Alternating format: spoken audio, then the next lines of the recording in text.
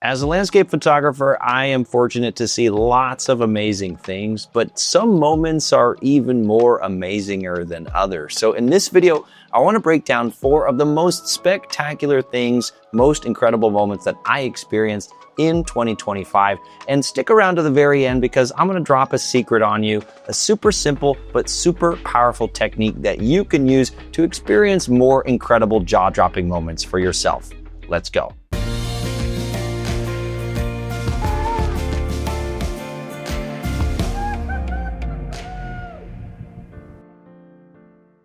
Greetings, my excellent friends, it's Josh Cripps here, and I have to start this video off with one of my favorite trips of all time, the best trip that I did in 2025, my multi-week motorcycling trip to the northern mountains of Pakistan. This trip surprised me in so many ways, not just the insane scenery. I mean, it's hard to describe the impact of standing at a valley floor at 6,000 feet looking up at a mountain that is nearly 20,000 feet above you, 26,000 feet, and having that happen over and over and over again. But the lushness of the scenery, the warmth and hospitality of the Pakistani people, the amazing food, the wonderful riding conditions, the beautiful travel experiences of giving high fives to the little kids in the villages as we rode through. There were so many amazing moments on that trip. Puts a smile on my face just thinking about it. And even though it wasn't specifically a photography trip, of course, the photography moments were there. And there are lots of instances that I could point to as being the most spectacular, the most incredibly visually dramatic moment of the trip. Places like the Hushay Valley, which is one of the entrances to the Central Karakoram National Park, where you can see multiple 8,000 meter peaks, where you have these little beautiful villages full of blooming apricot and apple trees with the huge snow-clad glacier-capped mountains above them. I mean, really, it was spectacular scenery in every direction. But strictly from a photography standpoint, there was one moment that stood out above all the others. And that was as we were riding our bikes from the city of Skardu to a much smaller town, a much smaller village called Haplu. We were winding our way through these stunning glacial valleys. And in fact, it reminded me a lot of the glacial scenery in New Zealand, in the Southern Alps on the South Island of New Zealand, except for the scale was so much bigger in Pakistan. Instead of just 10 or 11,000 foot mountains, these were again 20, 21, 23, 24,000 foot tall mountains. And I remember stopping at one point, feeling compelled to pull my bike off by the side of the road, launch the drone and fly it over this emerald, beautiful green river, and then send it sailing way up in the sky and seeing the mountains just rise taller and taller and taller as the drone got up there in the sky. I think of all the moments that we experienced in Pakistan, this may have been my favorite just from a photography standpoint, and that's why I'm putting it here in the list at number 4. My third favorite moment of 2025 comes to you from my second favorite place, and that is New Zealand. I've spent more time in New Zealand than any other place in the world except for California. It really feels like a second home, but every time I go there, there's something new and surprising and startling to experience and to photograph. So at the end of my trip last year in 2025, I was spending a lot of time in Fjordland National Park, which is maybe the most beautiful place in the entire world. It is so grandiose, the scenery, with the massive fjords covered with glaciers, with little lakes perched on top of them, with 3,000 foot tall waterfalls cascading down directly into the Tasman Sea. It's really like something out of a fantasy. And there really is no bad weather when you go there. When it's sunny, it's great because you can see the vast expanse of the Fjordland wilderness. But when it's rainy, that's really when Fjordland comes to life. Anytime you have a downpour, there is no topsoil there on the mountains. Everything is just held together with mosses, lichens, and tree roots.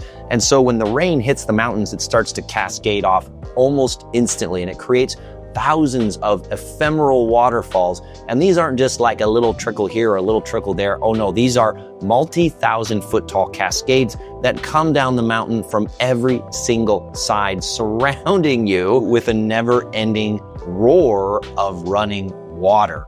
And as far as the moment that really stood out to me, it's actually a bit of a tie between two moments. The first one, I was in the Claddow River Valley, which is the big basin that drains down into Milford Sound. And I'd been looking for a long time for a place where you could see all of the quintessential Fjordland elements all together: the forest, the rivers, the waterfalls, the huge towering cliffs. So I found this little pullout, and it was everything that I could hope for, except there was no light. And so I just kept going back to that spot over the period of a couple of days as this storm system moved in and around the area. And after hours of waiting and multiple tries of trying to come back and fighting against the horrible sandflies, finally, one morning, a shaft of light broke free through the clouds. It struck just the waterfall, letting the rest of the scene stay in shadow, creating that insane contrast of golden light against beautiful, overcast, dappled, soft light on the rest of the scenery. It really was a mind-melting, beautiful moment. But I have to tie that with the very next day. It was pouring rain, and I had the opportunity to take a boat cruise through Milford Sound. And the weather was just downright horrible. I mean, it was blowing, howling, crazy winds. The rain was blowing sideways, but the waterfalls were gushing off all the massive cliffs everywhere around. It was really difficult shooting conditions because every time I pulled my camera up, it would get smashed with water and it would just be covered with water droplets, making it almost impossible to see the scenery. But it was exhilarating. It was so much fun to shoot. And there were a few beautiful moments when I was able to snap a photo in there.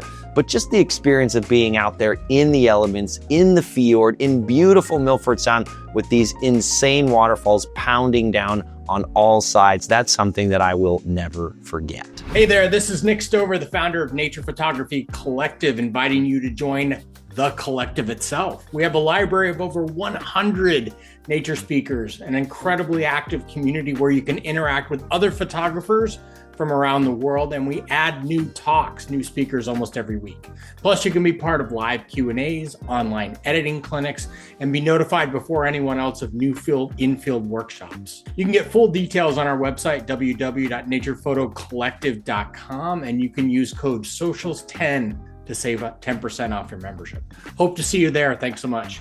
Now for number 2, I'm gonna bring it back home to my favorite place in the entire world, the Sierra Nevada. Now in 2025, the Sierra, especially the Eastern Sierra, experienced one of the best seasons of fall foliage color change that I personally have ever experienced. We have a lot of aspens and willows here, and most years they just turn a beautiful golden color before the leaves drop off right before winter. But in 2025, I don't know why, the leaves held on and they held on and they held on, allowing them to progress through a wide variety of color change. Not just yellow, but also golden and red and crimson and orange and all these fiery tones. And what was even more amazing is that on one single tree, you might have pops of each of those different colors, everything from green to yellow to gold to orange to crimson on a single tree. And there were groves that in fact looked like Skittles, or they looked like Flintstones cereal. I mean, you just had this vast array of beautiful fall foliage in one place, making this rainbow, this veritable rainbow of gorgeous tones to photograph. And that was really fun, really beautiful to experience and to see. But the moment that really stuck with me is late towards the fall season. Me and a buddy, another photographer named Jerry Dodro, we actually got to go inside one of these groves. We parked our cars and we bashed cross country through the marshes, through the muck, through the sagebrush, and we found ourselves inside a grove of ancient aspen trees. Some of these trees were so big we couldn't get our arms around them, and they had some beautiful carvings in them from the old Basque sheep herders. And that's something that up to that point I'd never experienced. And it was really neat to see that historical touch on the landscape. And as beautiful as this grove was from outside, from inside, it was even more spectacular. The air itself seemed to be colored thanks to the beautiful leaves. The atmosphere was glowing with this gold and crimson light, and it seemed like in every direction there were insane shots, beautiful compositions, unbelievable scenes for us to photograph. Every time that we felt like, okay, now we're done, we'd look in the other direction and see another shot. And it got to the point after, I think we were in that grove about 4 or 5 hours, we looked at each other and it felt like our brains had turned to mush and they were just running out of our ears. And we're like, this is the best fall color shoot either of us has ever experienced. And it's just ending. And if we don't stop, we're never gonna leave. We're gonna get trapped in here like sirens calling the sailors to their graves. We're gonna stay in that grove for the rest of our lives until we died from hunger and shriveled up like little raisins. But those few hours in that grove, they really impacted me. It was so stunning. And as somebody who always feels like, okay, it's fall time, I guess I'll go shoot some more fall color, to have that level of inspiration and excitement about being inside a grove, to be excited to be shooting these stunning trees, that was really just such a treat. And finally, for my favorite moment of 2025, really there could be no other choice. It was the final morning of a backpacking trip that I did solo deep into the Kings Canyon wilderness here in the High Sierra. And the weather this trip had been pretty unusual, very stormy, very thunderstormy. In the typical Sierra thunderstorm, it starts in the afternoon and it goes for a few hours into the evening and then it dries up. But on this particular day, as I got deeper and deeper into this remote canyon in Kings Canyon, a place where there are no trails and definitely there were no other people, the storm clouds were building and I knew that I needed to find some shelter. So I looked around, I found a little pond off in the distance. So as quick as I could, I scurried over there and I found the only flat spot where I could actually get my tent pitched up, and I chucked my stuff inside just as the storm started to let loose. And as I mentioned, the typical Sierra thunderstorm, it'll be over after a few hours, but this one persisted. It went from sunset into the night, over the entire night, and through the sunrise into the next morning. So I'm sitting there, and at this point, I've already been in the wilderness. In fact, this was my 9th day in the wilderness. I'd gone on a trip with some buddies, and then I'd done 4 more days by myself. And I was totally out of food, totally exhausted. I'm thinking, I have to go home today, but it's gonna suck if this storm doesn't let up. Just as I'm having those kind of despairing thoughts, the world went silent. The rain had stopped. So I popped out of my tent, I started making breakfast, and I looked up and I saw a little bit of blue sky over here and a little bit of golden light actually coming down and kissing the tops of the canyon wall over there. So I threw my oatmeal in my tent. I grabbed my camera, and I ran down to this little pond that I was camped next to. And when I got there, I could not believe what I was seeing. This was not just some little pond. Oh no, it was an infinity pool that was reflecting the scene in front of me. These 1,000-foot tall granite spires, the backs of the Kearsarge pinnacles rising up out of the landscape. There was atmosphere and cloud billowing off all of the rocks. There was a cloud inversion coming up from the valley, making it feel like a castle in the clouds in some fantasy novel. And then the sun itself was starting to break through, shining this amazing radiant light over the entire landscape, giving it this backlit atmosphere that was so incredible to witness. I really had no words for it at the time. It was so magical that honestly, I just felt like this golden light filling me up with joy and beauty, and I was really emotionally overwhelmed in the moment. I'm amazed in retrospect I was even able to take a photo of it. Truly one of the most beautiful moments that I've ever experienced, the most unique conditions I've ever seen in the Sierra at sunrise, and what a gift it was for me to be there to experience and to photograph it. I hope that you too had an amazing 2025 and that your 2026 looks even more exciting. And as promised, I told you I would end this video with my very simple secret technique that I use to ensure that I get as many wonderful moments as possible. And this is gonna sound super obvious, but I cannot overstate how powerful this is. And it is very simple. If you want to have more jaw-dropping moments, if you want to improve your photography, if you want to be able to take the best photos possible, regardless of your level as a photographer, you simply need to get outside more. We tend to build up photography trips in our mind like, I've got to take one epic trip per year to Iceland or New Zealand, and that's how I'm going to get the best possible photos.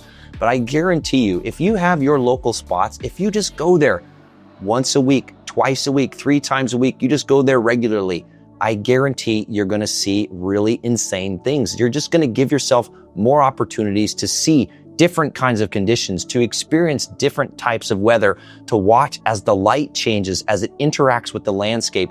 And that kind of knowing, that kind of opportunity, that's really where amazing photos, amazing experiences come from. So just give yourself that gift of trying to be outside more in 2026, and I'm sure that you're going to experience some really incredible, spectacular moments that live on in your mind for all time. All right, that's going to do it for this one. This is Joshua Cripps signing off. Until next time, have fun and happy shooting.